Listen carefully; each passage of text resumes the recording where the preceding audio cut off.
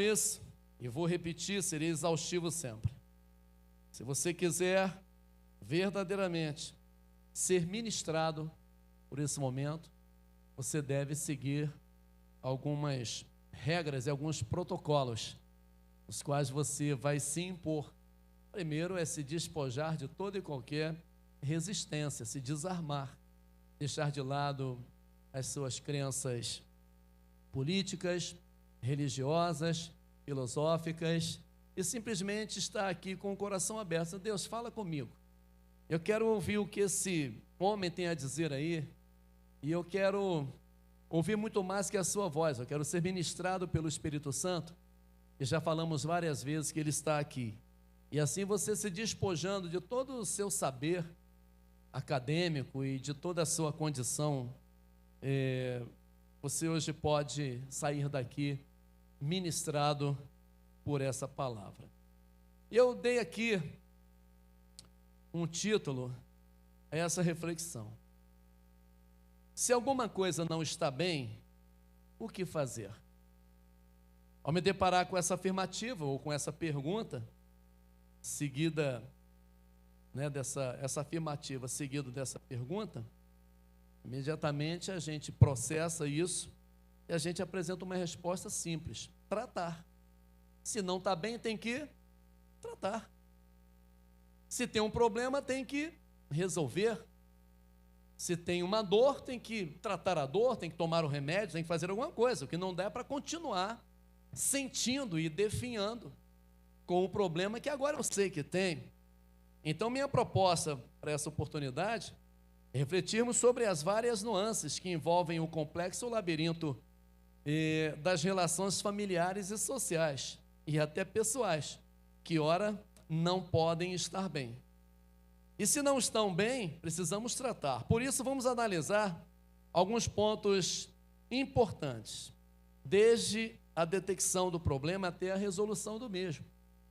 Então, a primeira coisa que precisamos ter a respeito de um problema é se conscientizar dele.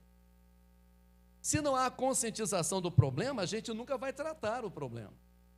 A outra coisa, a segunda coisa, depois de se conscientizar, é reagir, é agir, é tomar uma posição, é fazer alguma coisa a respeito daquilo.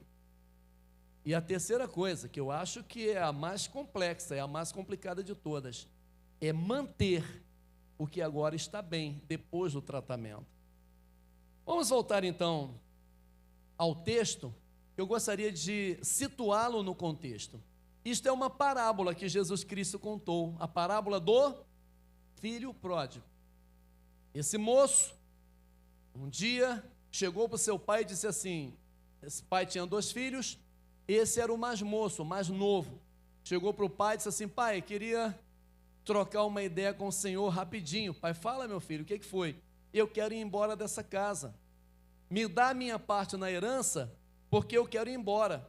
E o pai, depois de alguns dias, fez o que ele pediu e ele foi embora, fazendo aquilo que ele havia desejado no seu coração. O texto prossegue, ele vai embora, levando a sua herança, aquilo que era parte dele na herança, e ele então gasta todo aquele recurso que ele levou, e começa a padecer necessidade, fica na miséria. E ele chega a um ponto que ele precisou trabalhar. E trabalhar não é vergonhoso, não importa onde. E ele chegou a trabalhar tomando conta de porcos, pastoreando porcos. O que também não é ruim, se é um trabalho decente, ainda que seja pastorear porcos, se tem um salário no fim do mês que dá para pagar as contas e comer e sobreviver. Mas esse moço tinha uma necessidade tão grande, que eu acho que a sua situação ficou tão complicada, e que o texto diz que existiu um momento na vida dele que ele desejou comer a comida que ele dava para os porcos, porque ninguém lhe dava nada. Aí ele faz essa reflexão, que a gente leu a partir do verso 17 até o verso 20, quando o texto diz que ele, caindo em si, ele faz essa reflexão: caramba, eu estou aqui nessa penúria, nessa miséria, e então ele voltou lá na casa do pai dele, numa reflexão, ele visualizou, ele criou um cenário na mente dele, e ele viu nessa sua memória, nessa memória visual que ele possuía no seu aparato cognitivo registrado, a mesa posta, a comida à mesa, os empregados assentados à mesa comendo. Ele viu nesse cenário, ele viu aquela casa arrumada, cheirosa, uma mãe carinhosa ali dentro, um pai atencioso ali dentro. Ele viu todo o contexto da sua casa que ele deixara para trás. E quando ele olhou o cenário onde ele estava, cercado de porcos, sentindo o mau cheiro do chiqueiro dos porcos e desejando comer a comida dos porcos, ele disse: o que eu estou fazendo aqui? Então o texto diz que ele caiu em si. Se ele caiu em si, se ele voltou ao seu estado normal, se ele caiu em si, é porque ele estava fora de si. Quando ele faz essa reflexão, que ele volta à sua normalidade, então ele faz essa reflexão: eu preciso voltar para a casa do meu pai. Então a primeira coisa que aconteceu foi uma conscientização. Uma pessoa só passa a tratar determinada doença quando a descobre em seu corpo. E quando esta começa a lhe causar problemas, tais como incapacidades, limitações e, consequentemente, prejuízos financeiros, sociais, familiares, até espirituais, então é necessário se conscientizar. Conscientizar-se é muito mais do que saber. Escute muito bem isso. Muitas vezes, nós nos deparamos com situações que as pessoas trazem para nós e nós dizemos para ela: mas isso é por causa disso, disso e disso. E ela fala assim: eu sei. Principalmente quando você trata com a questão do dependente químico, quando você trata com a questão dessas pessoas que estão nesse mundo das drogas, que você conversa com essas pessoas, você fala: isso, ele faz, mas eu sei disso tudo.